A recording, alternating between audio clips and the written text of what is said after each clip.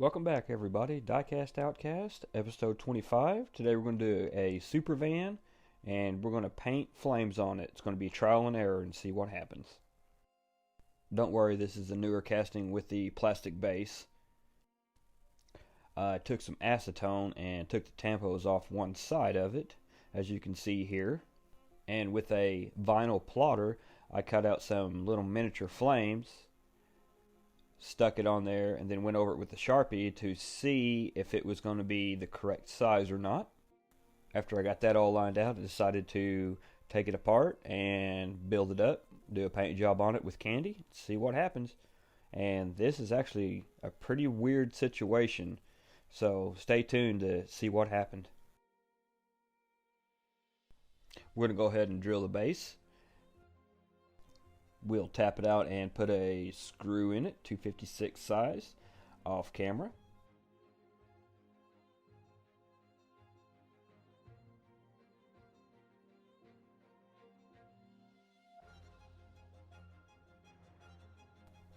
Comes right apart, as you can see. The interior and the glass is actually the same piece, and I have no idea why there's boxes in the back because you can't see it. The body is in good shape. It's the same casting as they had in the early 70s as the supervans. And then the base is just a normal plastic setup. Let's rip these wheels off. Now we're going to use the citrus strip and strip the body down.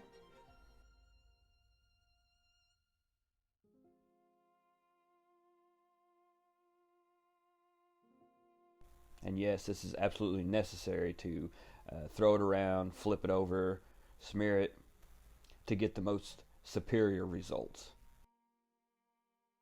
Nah, I'm kidding. I'm just playing with it. I bought an extra set of wheels off of Treads Diecast on Facebook. I was going to use these on another build, but I got a little too rough, got too carried away, and I bent them axles.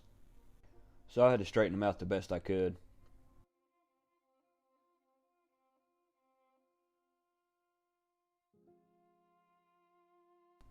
They're the old school aluminum slots, or Anson wheels.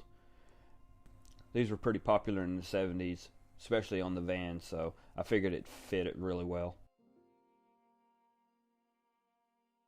Now we're going to super glue it in and lock it down with the Instaset.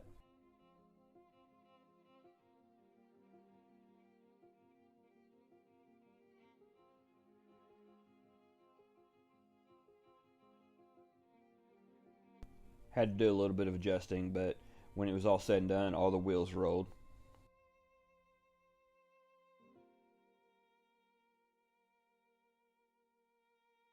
One of the first steps I take when building a car like this is I go ahead and dip the glass into pledge solution so it can dry while we're doing all the rest of the work. And there's that damn ant again.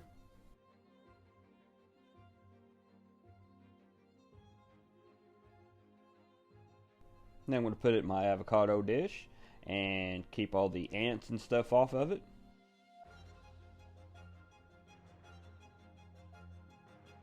Now let's check on the body that is in the citrus strip.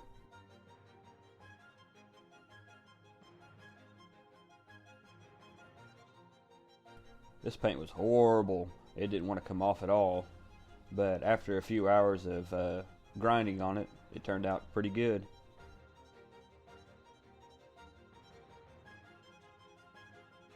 We're going to set the casting on the base and see how badass it looks with these new wheels.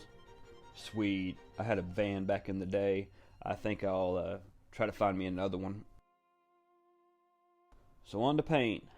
I first laid down a flat black primer from Rust-Oleum out of a spray can.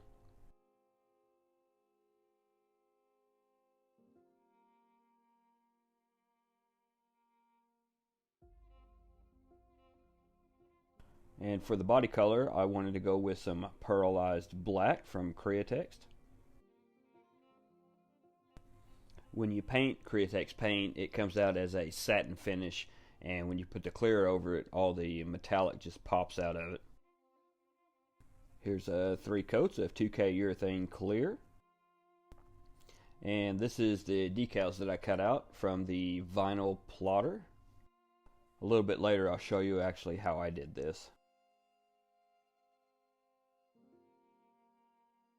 So my plan was to lay a little bit of clear down first and then do the fade from gold to red and do the very tips with a blue Sharpie. In my mind, I thought that would give us a hot rod look to it.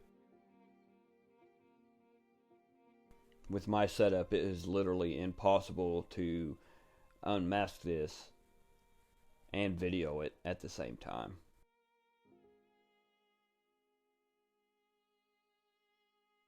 And while you're watching me unmask this, I'm going to let you know that tomorrow I have an extra special video that I'm going to post. This will be a bonus video. It is the K7 for Mr. K7, William Robinson, and you do not want to miss this.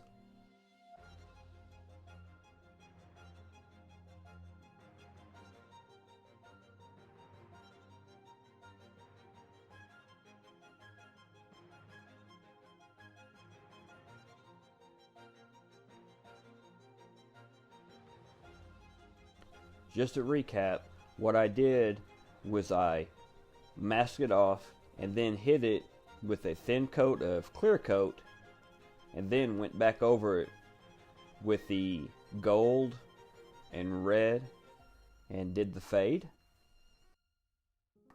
On my last video, that's how I got the extra crisp line from the two-toned, by clearing it first and then going over it with the color so it doesn't bleed through the tape.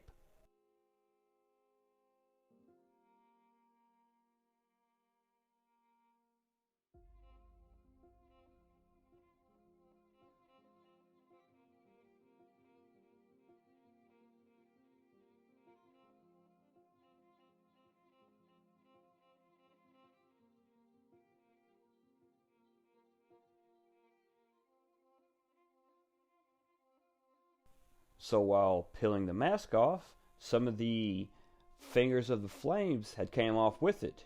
That was an epic fail. Back into stripper she went. I wasn't going to let this casting beat me. So I shot the base silver again, and then added some purple alcohol ink to a 2K urethane clear. And we got this purple candy.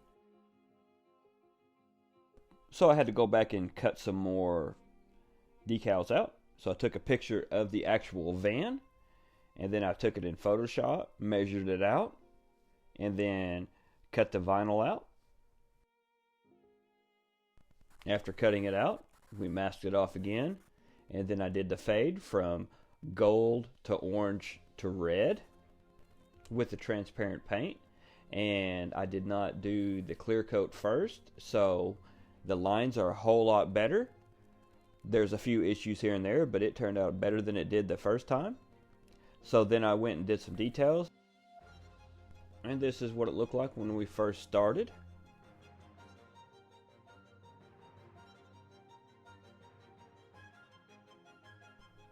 I'm going to ask you guys to subscribe, comment, thumbs up, and watch us grow. Watch the channel grow. Watch me get better at the restorations and customizations. I'm learning something new every single time we do this. And here's the finished product. Now if you're wondering why it looks blue and not purple, first of all, when I was painting it with the candy, I didn't wait very long in between coats. And then after I was done painting it, I set it in a little area with lights on it, left. I came back about 8 hours later and it was blue and not purple. So that's something else I'm going to have to look into. I'm also doing a Bronco that has a motorcycle on the back, and I had an extra one, so I cut it off and put it on the back of this van, because in the 70s, if you had a sweet van, you also had a sweet 70s Rupp mini bike. And that is my plans for the future. I absolutely want this in my life.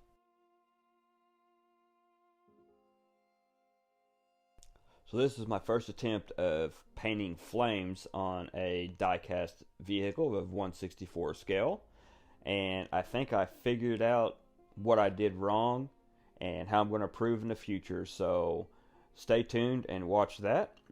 You can catch me on YouTube, Instagram, and Snapchat. And check back tomorrow, Saturday, for the K7 build for William Robinson. Hope you're ready for the next episode. Hey.